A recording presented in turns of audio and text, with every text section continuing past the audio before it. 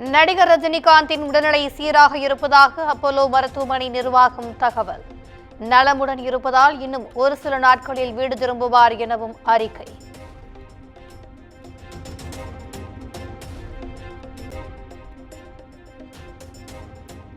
ரஜினிகாந்த் இருதயத்திற்கு செல்லும் இரத்த நாளத்தில் வீக்கம் இருந்ததாக மருத்துவமனை நிர்வாகம் விளக்கம். இரத்த நாள வீக்கத்துக்கு சிகிச்சை அளிக்கப்பட்டு ஸ்டென்ட் பொருத்தப்பட்டிருப்பதாகவும் தகவல்.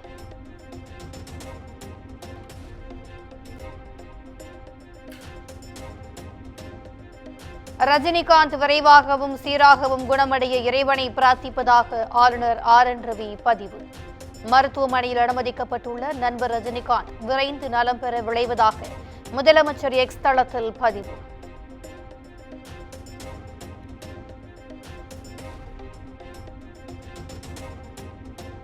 ரஜினிகாந்த் பூரண குணம் பெற்று விரைவில் இல்லம் திரும்ப விளைகிறேன் என துணை முதலமைச்சர் உதயநிதி விருப்பம். ரஜினிகாந்த் விரைவாக முழு நலமடைந்து இல்லம் திரும்ப வேண்டும் என அன்புமணி எக்ஸ் தளத்தில் பதிவு.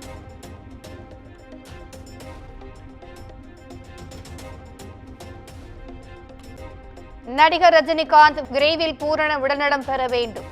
நடிகரும் தாவேக தலைவருமான விஜய் எக்ஸ் தளத்தில் பதிவு.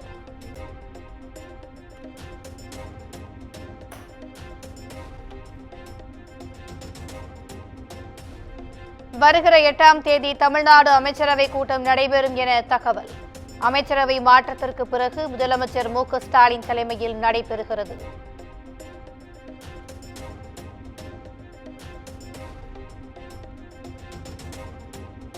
அக்டோபர் 3வது வாரத்தில் வடகிழக்கு பருவமழை தொடங்கும் என வானிலை ஆய்வு மைய தென்மண்டல இயக்குநர் பாலச்சந்திரன் தகவல்.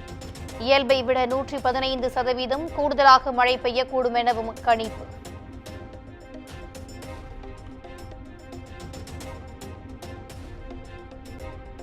வடகிழக்கு பருவமழை வட மாவட்டங்களில் அதிகமாகவும் தென் மாவட்டங்களில் குறைவாகவும் இருக்கும். வானிலை ஆய்வு மைய தென்மண்டல இயக்குநர் பாலச்சந்திரன் தகவல்.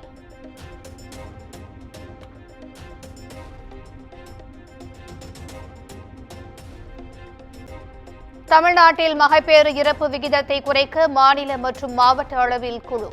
அடுத்த 2 ஆண்டுகளில் மகப்பேறு இறப்பு விகிதத்தை 10க்கும் கீழ் குறைக்க இலக்கு.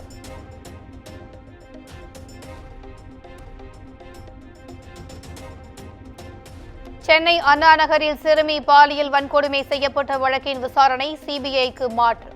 காவல்துறை விசாரணை மீது பெற்றோர் நம்பிக்கை இழந்துவிட்டதாக சென்னை உயர்நீதிமன்றம் கருத்து.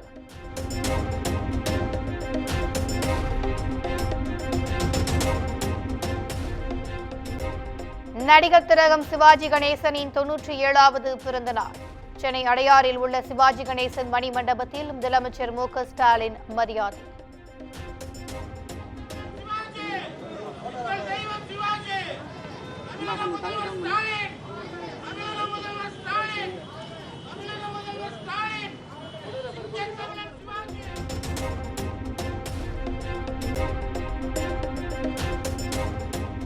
சென்னை கிண்டியில் உள்ள காந்தி மண்டபத்தில் தூய்மை பணியில் ஈடுபட்ட ஆளுநர் ஆர்.என். ரவி. காந்தி மண்டபத்தில் மது பாட்டில்கள் கிடப்பது வருத்தம் அளிப்பதாக வேதனை.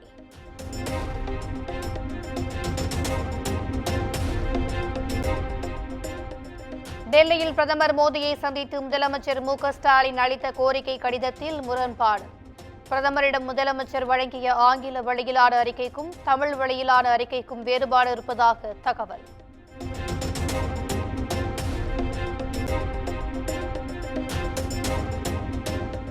தமிழகத்தில் அதிமுக 10% வாக்குகளை இழந்துள்ளது. சென்னையில் நடைபெற்ற அதிமுக ஐடி விங் கூட்டத்தில் எடப்பாடி பழனிசாமி பேச்சு.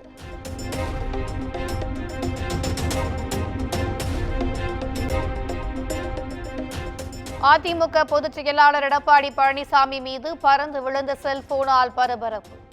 அதிமுக நிர்வாகி ஒருவரின் செல்போன் தவறுதலாக விழுந்ததாக தகவல்.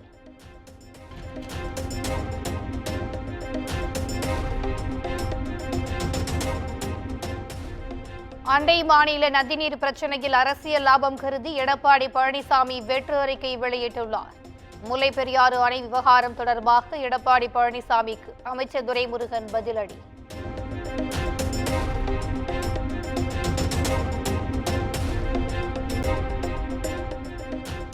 அமலாக்கத்துறையை கண்டிக்காத ராமதாஸ் என சத்தியம் தவறாத உத்தமரா? செந்தில் பாலாஜி குறித்த கருத்துக்கு திமுக அமைப்பு செயலாளர் RS பாரதி பதிலடி.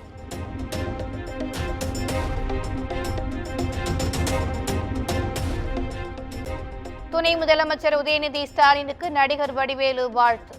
மதுரையில் நேரில் சந்தித்து வாழ்த்து தெரிவித்தார்.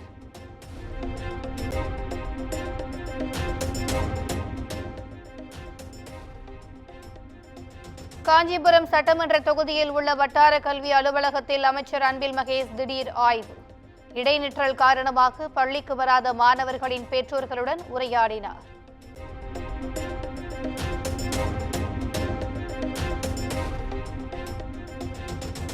RSS அணிவகுப்புக்கு எதிர்காலத்தில் அனுமதி மறுக்கக்கூடாது, புதிய நிபந்தனைகளும் விதிக்கக்கூடாது. பழைய உத்தரவை சுட்டிக்காட்டி காவல்துறைக்கு சென்னை உயர்நீதிமன்றம் உத்தரவு.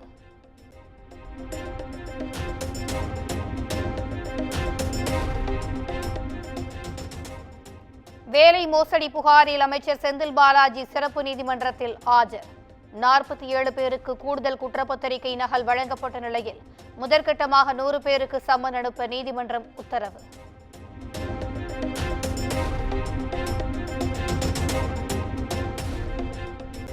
இந்திய விமானப்படை தினத்தை ஒட்டி சென்னை மெரினாவில் சாகச நிகழ்ச்சி.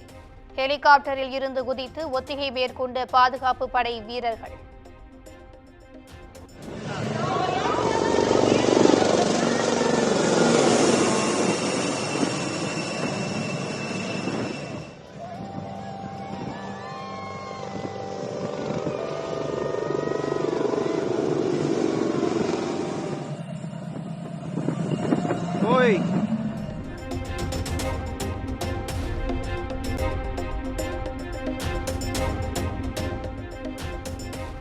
கோவை ஈஷா யோகா மையத்தில் சமூக நலத்துறை, குழந்தைகள் நலத்துறை அதிகாரிகள் விசாரணை. ஈஷாவுக்கு எதிரான ஆட்கொணர்வு வழக்கில் நீதிமன்றம் உத்தரவிட்ட நிலையில் ஆய்வு.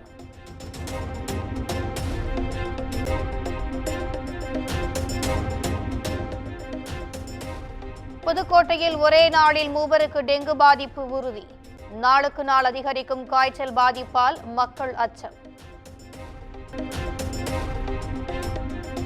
நாகை மாவட்டம் கீழ்வேளூர் ஒன்றியத்திற்கு உட்பட்ட 6 ஊராட்சிகளில் லஞ்ச ஒழிப்புத்துறை போலீசார் அதிரடி சோதனை. போலியாக பயனாளிகளின் பெயரில் வீடுகள் கட்டப்பட்டது போல் காண்பித்து பணம் கையாடல் செய்யப்பட்டது கண்டறியப்பட்டிருப்பதால் பரபரப்பு.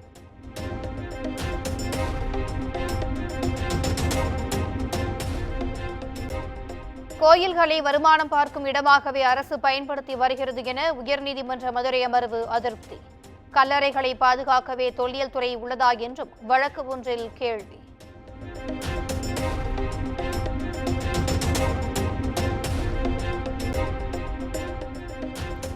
அம்பேத்கர், திருவள்ளுவர் குறித்து அவதூறாக பேசியதாக தொடரப்பட்ட வழக்கு. விஸ்வ இந்து பரிஷத் முன்னாள் துணைத் தலைவர் மணியனுக்கு எதிராக குற்றப்பத்திரிகை தாக்கல்.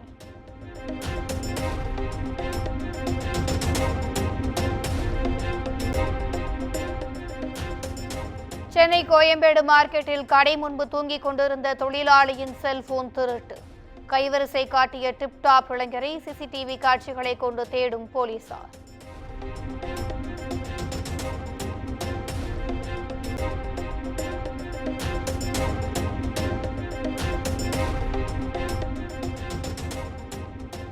ஆரணி அரசு மருத்துவமனை எதிரே 200க்கும் மேற்பட்ட மாற்றுத்திறனாளிகள் ஆர்ப்பாட்டம்.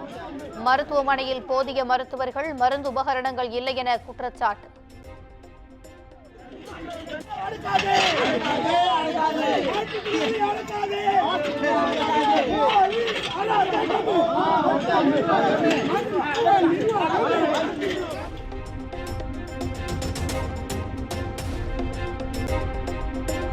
ஜம்மு காஷ்மீரில் 40 சட்டப்பேரவை தொகுதிகளுக்கு இறுதிக்கட்ட வாக்குப்பதிவு. மாலை 5 மணி நிலவரப்படி 65.48% வாக்குகள் பதிவானதாக அறிவிப்பு.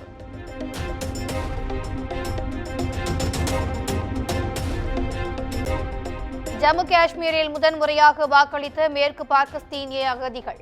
மேளதாளம் முழங்க நடனமாடி சென்று வாக்களித்து உற்சாகம்.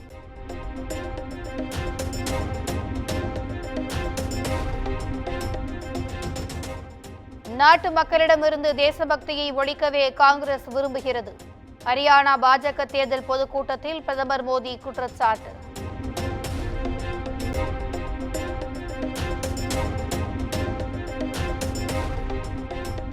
அக்னிவீர் யோஜனா திட்டத்தை அதானி யோஜனா என பெயர் மாற்றம் செய்து கொள்ளலாம்.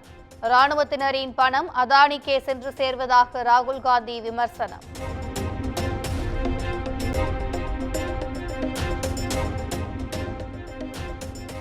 நிலங்களை திரும்ப ஒப்படைப்பதாக மைசூரு நகர்ப்புற வளர்ச்சி ஆணையத்திற்கு கடிதம். மனைவி முடிவை மதிப்பதாகவும் பதவி விலகப் போவதில்லை எனவும் சித்தராமையா திட்டவட்டம்.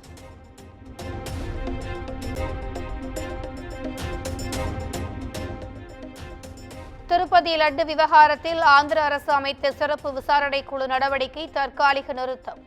புலனாய்வு அமைப்பு வேண்டுமா என மத்திய அரசிடம் உச்சநீதிமன்றம் கேட்டுள்ள நிலையில் நடவடிக்கை.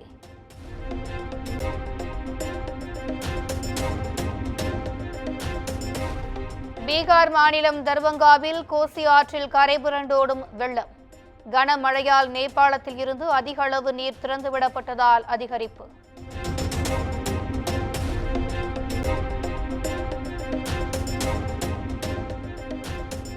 உத்தரப்பிரதேசத்தில் ஐபோன் மோகத்தில் டெலிவரி ஊழியரை கொன்று வீசிய இளைஞன் கைது.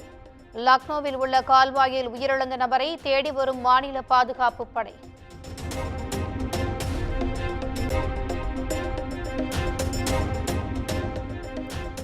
விஜய் நடிக்கும் கடைசி படத்தில் இணைந்தார் பாலிவுட் நடிகர் பாபி தியோல்.